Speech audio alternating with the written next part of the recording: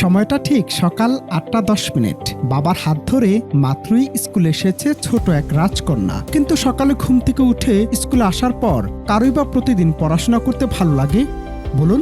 ছোটই মানুষটিরও একই হাল। স্কুলে যাবে ঠিকই, কিন্তু হেঁটে নয়, তার চাই রাজকীয় উপহার। ঠিক তখনই দৃশ্যপটে হাজির হলেন স্কুলের প্রধান শিক্ষক।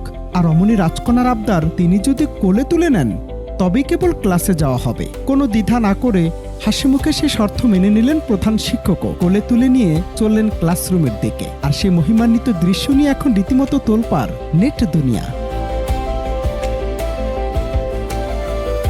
প্রথমে শুনলে কোনো মিষ্টি রূপকথার গল্প মনে হলেও এটি কিন্তু কোনো কল্প কাহিনী নয়। দিনাজপুরের আমাদের পাঠশালা, স্কুল অ্যান্ড কলেজ এর প্রাঙ্গণে ঘটে যাওয়া এই ঘটনার সিসিটিভি ফুটেজ এখন ঘুরে বেড়াচ্ছে নেট দুনিয়ার আনাচে কানাচে। বেবি প্রথম শ্রেণীর এই ক্ষুদে শিক্ষার্থীর সাথে শিক্ষকের এই আবেগঘন মুহূর্তের ভিডিওটি শেয়ার করে স্কুল কর্তৃপক্ষ লিখেছে, প্রিন্সিপাল স্যার নিমিষেই পটিয়ে ফেললেন, কিন্তু শর্ত একটাই, স্যারকে কোলে তুলে নিতে হবে। ভিডিওটি পোস্ট হতে লাইক, কমেন্ট আর শেয়ারের বন্যায় ফেসে যাচ্ছে সামাজিক যোগাযোগ মাধ্যম।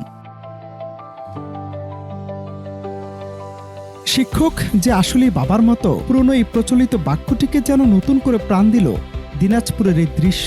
যে বয়সে স্কুলে আসার ভয়ে শিশুদের চোখে পানি আসে, সেখানে একজন শিক্ষকের এমন স্নেহ ও ভালোবাসা মুহূর্তে বদলে দেয় সব ভয়। কড়া শাসনের বাইরে গিয়ে মমতার পরশে কিভাবে শিশুদের মন জয় করা যায়, এই ঘটনা যেন তার এক উজ্জ্বল দৃষ্টান্ত। হাজার হাজার নেটিজেন শিক্ষকের এমন অমায়িক ব্যবহারের প্রশংসা ছড়াচ্ছেন এবং বলছেন, শিক্ষালয় হওয়া উচিত ঠিক এমনই এক ভালোবাসার নীড়।